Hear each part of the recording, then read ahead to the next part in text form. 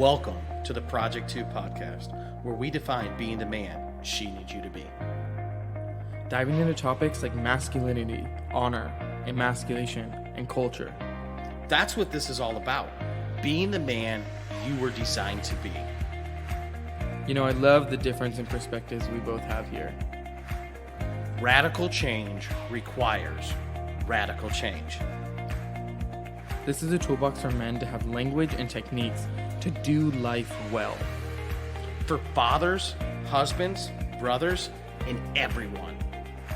We're going to hit the world with a tidal wave. Welcome to the Project 2 podcast. Hey guys, and welcome back to episode 9 of the Project 2 podcast. I'm David. And I'm Daniel. And today we're doing an episode geared towards our younger listeners. We have piled up a list of things that we're calling What I Wish I Knew. This is an effort to bring light to some things that, aren't talked about. And this isn't just like controversial stuff. This is advice that we wish we had when we were, in previous seasons. So for me, that looks like teenager, high school, pre-engagement. David is in a more mature season, I would say, than I am. So it's going to be pre-marriage, pre-fatherhood, almost halfway to 60 years old. I don't know if I'd go that far. They're just things that I wish I would have learned earlier on in life. Alrighty, so let's start with number 1 on my list, which is, even as a teenager, what you do affects the rest of your life. I did not know this as a teenager, and if I did, I probably would have not made some of the decisions I made. But, nonetheless, you can't change the past. However, maybe we can help you in yours. What I mean by this saying is your actions have repercussions, and sometimes you don't feel those until you're in your 20s or 30s or later on in life, and the consequences come back to bite you in the butt. That being said, be conscious of what you're doing, really. Yeah, I mean, I can definitely relate to that. There's a lot of things that I did as a teenager that while I was doing them, I definitely was not thinking of the future. And not to say that they were bad things or anything that was terrible or, Right. This or that. They just definitely had long-term effects to it. Yeah, and once you do something, it's kind of common knowledge, but once you do something, you can't undo it. You can apologize, you can make reprimandations or whatever you need to do. But bottom line is everything you do has a consequence, and we don't get to control the timing of the consequence. So be aware of what you're doing, even from a young age. There's even stuff that I remember doing at 12 and 13 years old that still have their effects on me today. Yeah. And to kind of take it on a practical level, something I would be talking about is when I was younger, I went out and, bought a truck, which I financed. And I, at the time, my thinking was, it's just financing a vehicle. But what I wasn't thinking of was over the next course of the few years of paying on that, I could have been saving up for something else when I had a perfectly reliable vehicle, and it affected different financial decisions in my future. Yeah. By doing that, which brings me to my first point on this is financial planning. Yeah, I think that's a good thing to realize is, from when you're a teenager, I think most of us start our first jobs around 16, 17. That's when you need to start your financial planning for the rest of your life. Oh yeah, especially if you're, if you're like, I would say the majority of us who plan to have a family, plan to get married, have children, you guys are going to be the leaders of your house. And there's nothing worse than going into a marriage or going into becoming a father or a parent without having, a good financial plan. Yeah. And I think on top of that, also start learning about finances when you're young. Because it's easy, it makes life easier when you are ahead of the game rather than 22, 23 getting married and trying to catch up. again, and I've said this a couple times, if I knew then what I knew now, everything would be totally different. But that's exactly what this episode's about is, you know, being smart. If I would have taken the time to research and figure certain things out, loan wise, savings wise, checkbook checking, credit cards, credit, Checkbook. yeah, What's that? right. Credit in general, all these different things, it really would have set myself up for more success in the future. And my parents did a good job at explaining a lot of this, but there was a lot of things too that just from being young just completely went over my head, and I wish I would have taken more interest in learning that stuff. Yeah, I think, just thinking about that, like, I don't know how many times my dad gave me the Dave Ramsey book on finances, and I never read it. Now I wish I have, you know. Now I have to go back and read it because I'm not preparing for a situation. I'm in the middle of one. Yeah. Oh yeah. I mean, well, point in case, I know I know this is going to be a couple weeks ahead of the game here, but you just went through purchasing your first vehicle, Yeah. or I should say financing your first vehicle. And I went with you to a couple different dealerships, and that was like a, big reality check moment for you getting some of those papers back, wasn't it? Yeah, it was just there was a lot of things that I just didn't understand. Because it's not like you said, like our parents, like they definitely taught us financial responsibility pretty much our whole lives. However, there's some questions that you can't answer without being asked, and if we don't know the questions to ask, we're not gonna have the answers. Bottom line, Yeah. you know. So it wasn't as much like intimidating as it was like, oh my gosh, I don't understand this. I need help. It was like reading Chinese to me. Well, and I think it's for everybody it's going to be like reading Chinese, and I think that's where a lot of us will get intimidated right off the get-go. But just remember this. It's okay to ask questions, and it's okay not to know the answer. I think one of my biggest issues was I always wanted to act like I knew the answer. I didn't want to appear weak or anything like that, so I just, I faked it, and having that fake it mentality really bit me in the butt a couple times. Right. Yeah, it's always better to ask the question, even if you think you know the answer. That's something that like I've done a lot. It's been like, oh yeah, well I know what they're gonna say, and then forget to ask a question, and then it turns out, the answer is totally different, Oh, or yeah. what happens is totally different. But you live and you learn. So Yeah. So that's point number 2, financial planning. yeah. Point number 3 on my side is everybody is on their own journey, and sometimes that is different for everyone, or that looks different for everyone. Don't get discouraged because of it, but learn to love the season you're in.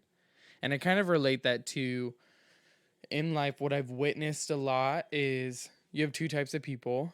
Nobody has a perfect life. So you have two types of people. You have people who do things that seem way ahead of their age, and people who do things that seem way behind their age. I have a lot of friends who are 19, 20, who act 27, 28. And then I have a lot of friends who are like 23, 24, still acting 15. That's kind of like what I mean by this is everybody has their own timing. So, you might be in a situation like me where I'm in an awkward stage of life where some of my friends are, going and getting married, starting families. Some of my friends are just getting their driver's license. So it's like it's easy for me to sit there and, compare my life to, oh, well, like I'm not starting a family yet. Am I behind? Or looking at my other side of that and being like, whoa, am I like growing up way too fast? Do I need to slow down? But realizing like I'm in my own journey, I'm in my own season, and learning to love that process. Yeah, I mean, learning to love that process, which it's actually funny because we didn't go over this beforehand, but that was my next point on this, which was don't rush time. And it's kind of funny how both of those are the exact same thing, worded Yeah. differently, exact same thing. Because I was guilty of that. I wanted to just grow up as fast as I could, and what I didn't realize was with growing up came a ton and I mean a ton of responsibility. And by And responsibility, he means bills. that's definitely one of them. And listen, I had a great job. I was able to pay for my bills. I was able to do all this. I thought I was living high on the hog for a while, and but what I quickly realized is once I got kind of to my mid 20s, I looked back and I was like, holy smokes, I missed out on a lot of different things, Yeah. all because I wanted to rush myself into getting older. Right. I think, that's something that we all deal with, when we're 10, we want to be 13. When we're 13, we want to be 16. When we're 16, we want to be 18, and when we're 18, we want to be 21. Yeah. And that's like kind of this cycle we live in. And then after you reach 21, you're like, "Oh my gosh, I want to be 15 again." Yeah.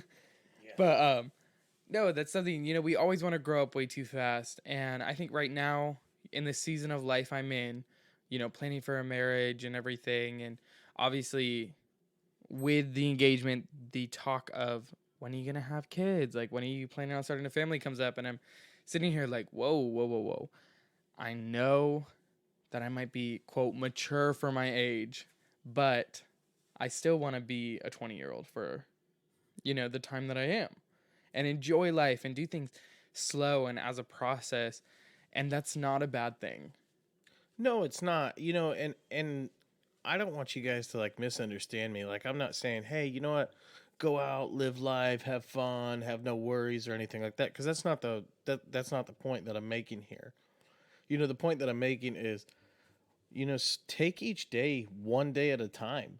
Don't be such in a rush to, finish college or, such in a rush to take that job to move out of your parents' house or, marry that woman who you've been dating for, 2 years. There's no reason to rush it that fast. Right. Take it, pray, serve, do some, soul searching. Like make sure that you're actually on the path that you're supposed to be on. Make sure you're becoming the person, the man that you're designed to be. Yeah, 100%. Take time to steward yourself well and who Yes. you are in your season. Yep. 100%. So, well, I mean, seeing how that was kind of the same point that we both had here, I'm going to jump into my next point, which, both of these, these up until this point have kind of been a little, I would say a little cliche. But this is something I wish I would have learned a long time ago. And that's not everything is worth fighting for. And that comes down to every area in life. Whether it's a woman, whether it's a job, whether it's your pride, not everything is worth fighting for. Pick your battles wisely.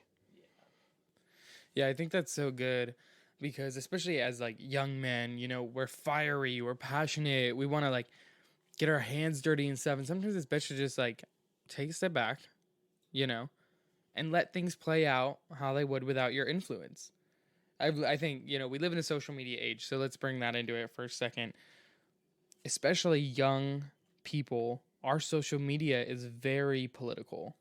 It is like and Majorly. maybe that's just me, but I doubt it.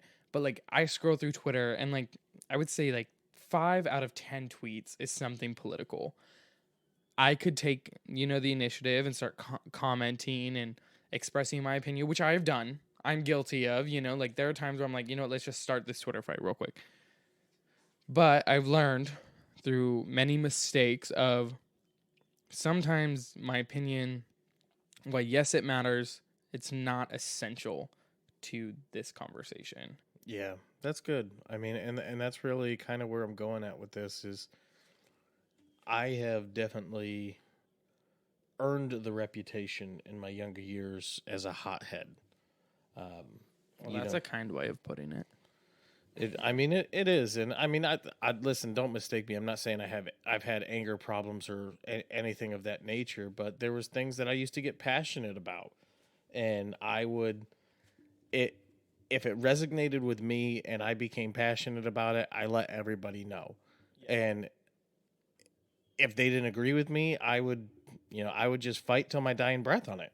Right, right. And that's not always like the most attractive thing to have in a friend or a brother or something like that, because you can't say anything without them putting their nose in it. No, and it cost me it cost me a lot of relationships. Yeah, and a lot of like time to repair the relationships that weren't totally gone. Yeah, for sure. And that's not to say that every fight isn't worth it, because there's definitely some times where, you just need to make your voice heard.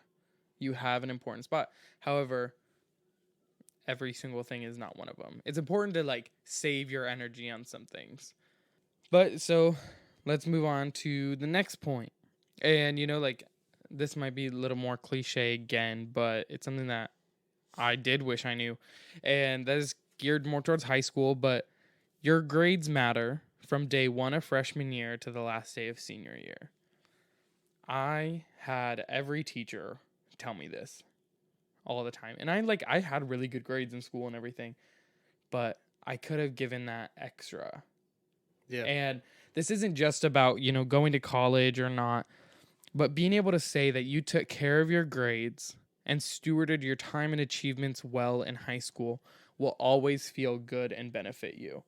No matter like whether you're in the job field or college applications or just like feeling good about your accomplishments, being able to look back and seeing something physical, because after you graduate, you have your transcripts and you can look back and be like, look at what I did. I put in time. This is what I'm capable of doing. And it's something that can propel you forward in your next goals, your next achievements and everything. And I think it teaches longevity of passion. Because high school, it's 4 years. That's a long time to stay passionate about one thing, but it's important to do so. Yeah, I just everything you just said there, I'm gonna echo that because that is just so good. It really honestly is. It's just stay passionate, learn, go the extra mile on that stuff. I love it. Yeah. Moving right along here, I've got for this next one, and this is gonna sound again cliche, but I got a kind of a different meaning towards it, and that's choose wisely. When I say choose wisely, one of the biggest things I'm talking about is in your spouse. I'm in my 30s now, and I have quite a few friends who they've gotten married, they've had kids, and now they're divorced. And I'm not going to say that's a result of them not choosing wisely, but definitely does play a factor in it. As you guys are growing up, as you guys are, even if you're older, I mean, I don't care if you're in your 30s, 40s, 50s, if you're single and you're looking for a partner, you're looking for a spouse, choose wisely. Because marriage, like we discussed before, marriage is a covenant. And that's somebody you're going to spend the rest of your life with. So make sure as you're choosing a partner, that you're looking at all of the qualities. You're looking at everything about them. You're looking at their family. You're looking at how they handle themselves. You're looking at how they dress. I mean, honestly, this is going to sound stupid, but one of the biggest things for me was I wanted to make sure my wife could cook. And I mean, Daniel can attest, my wife's a phenomenal She can cook. cook. Yes, she can. But look at how she takes care of a home. That's the other thing. These are all things I think we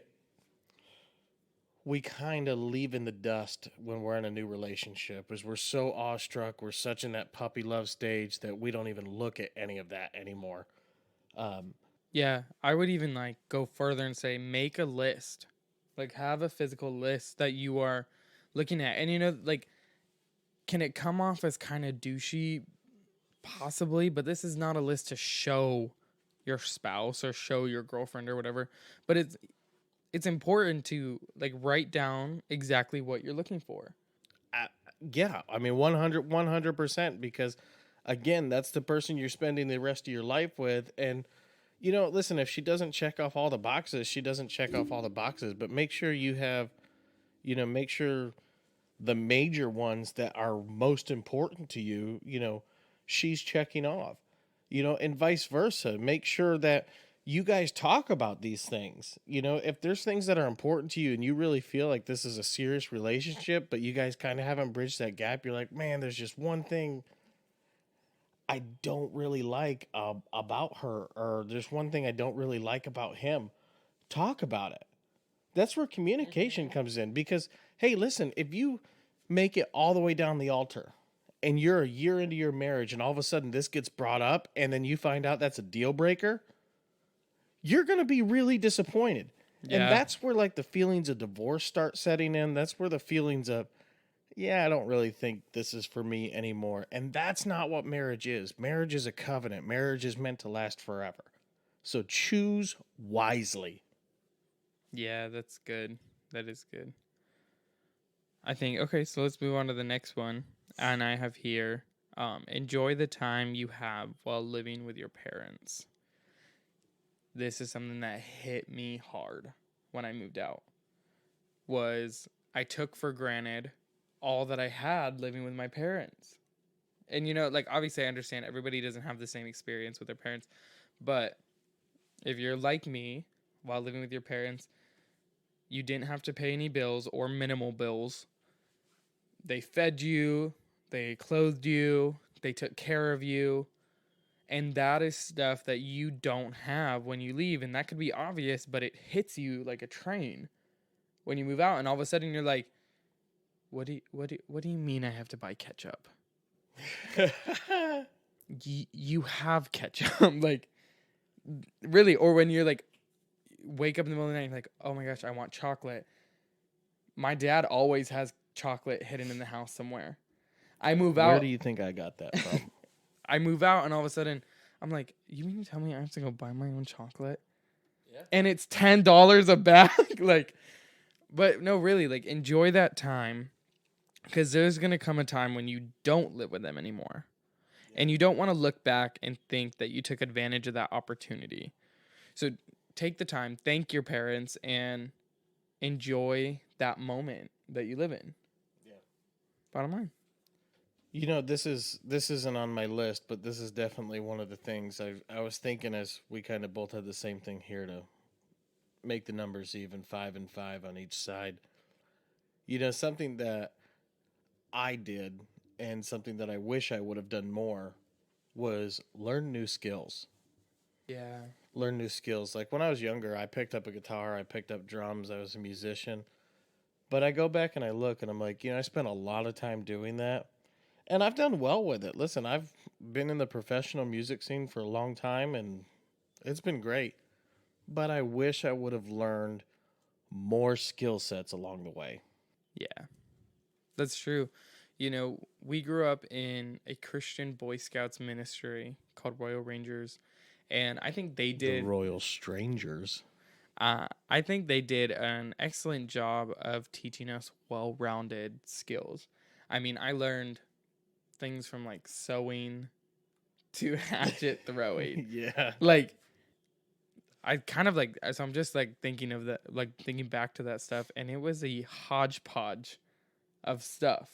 It was, but it was all really good. It was, yeah, 'cause for sure. I was involved with that as well. I mean, there was tons of different skill sets that you learned, and you never mastered any, but it was experience in all of it from, because Royal Rangers just like Boy Scouts, and so you're learning everything from sewing, how to tie knots, how to camp, how to fish, how to hunt, how to survive, How to write.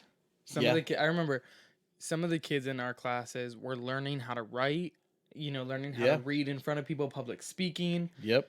Memorization skills, like all that stuff. And it is super beneficial now because I feel confident that, whatever I want to go do, I have some base level skill that I can do. Yeah, I mean, so learning a new skill, like whether it is an instrument. Listen, if you're not musically inclined, learn an instrument. Listen, hey, if you're not good at taking photos, learn photography. I mean, learn how to work with your hands, learn how to build something. I mean, just always be learning, keeping your mind active, and it'll help you in the long run.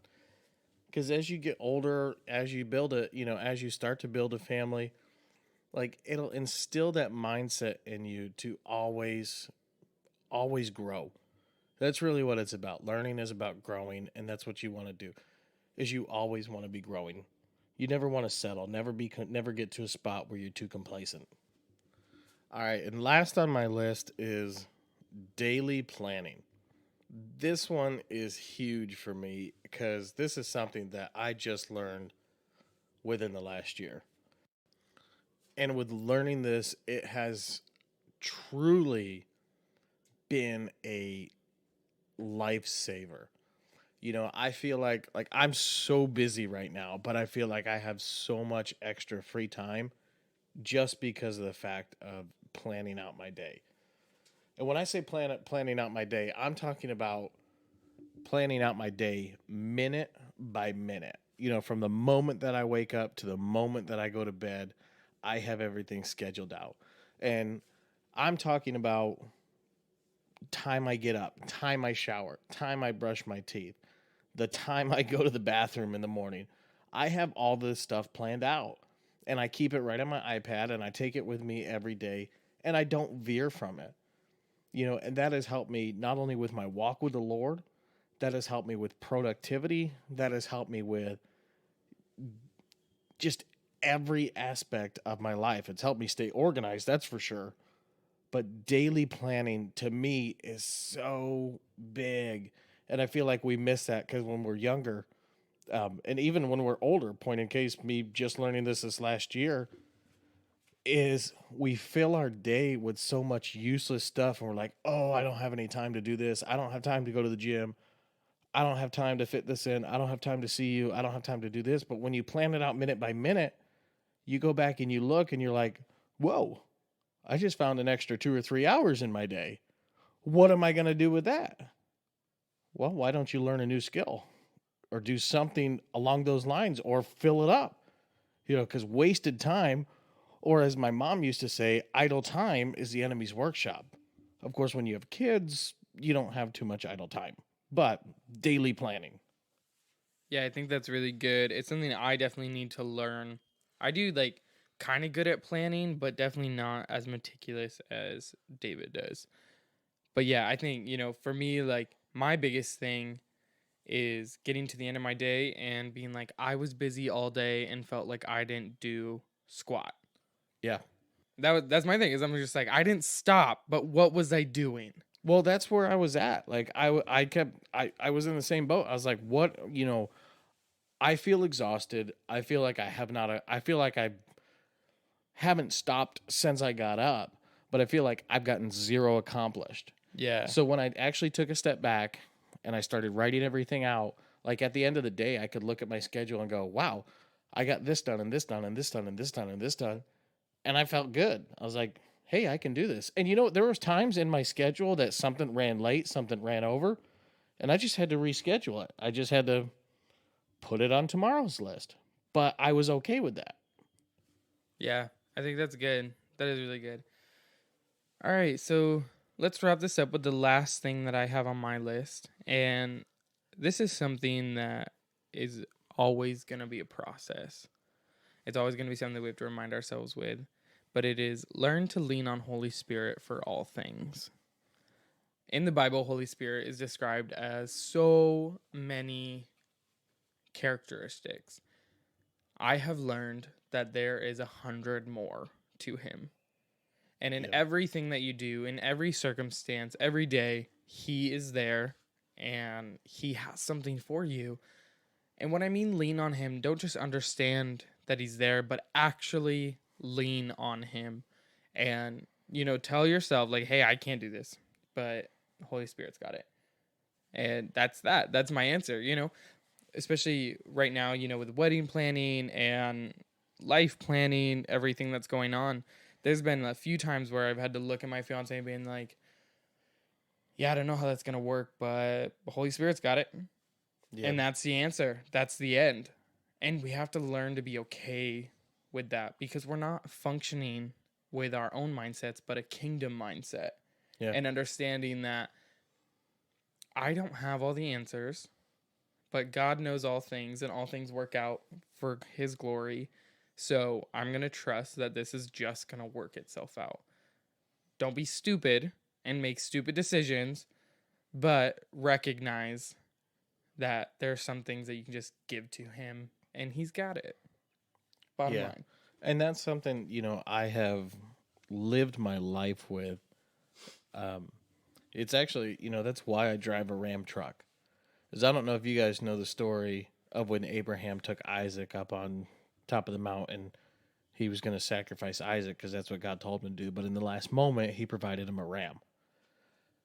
My wife and I, we have leaned so much on that story throughout our relationship. We just learned that we lean on him, and God likes to provide in the very last moments.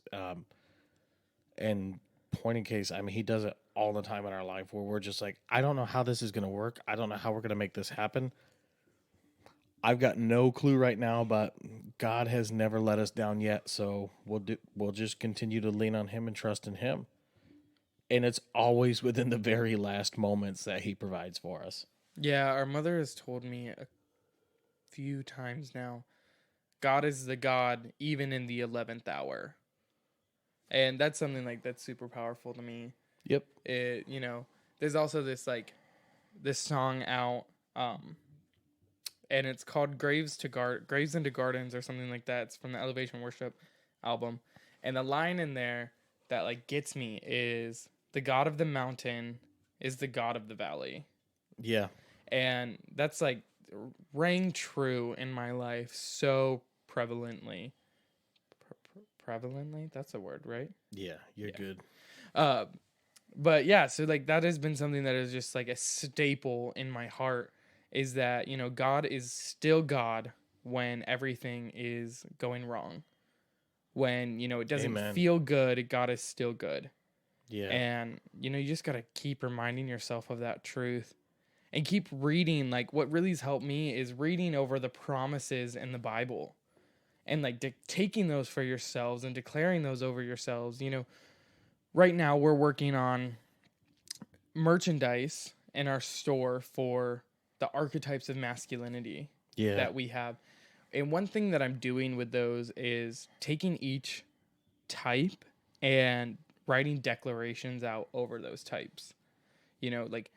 Because we have different paths in life, but that is something that we can always hold true, is the promises in the Bible. So taking from those, the kingship type, taking the promises that have been promised over to the kings in the Bible and really taking those for yourselves and declaring them over yourselves and living those out, it changes things.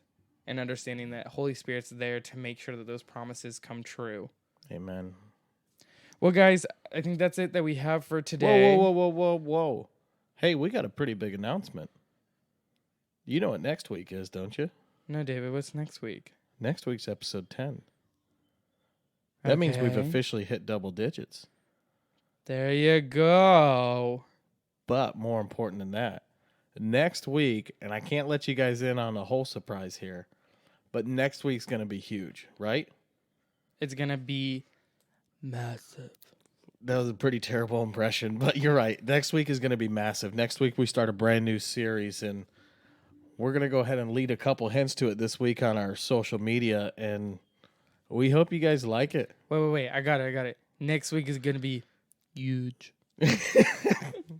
All right. That one was much better. Yeah, but next week is going to be huge. So you guys stay tuned.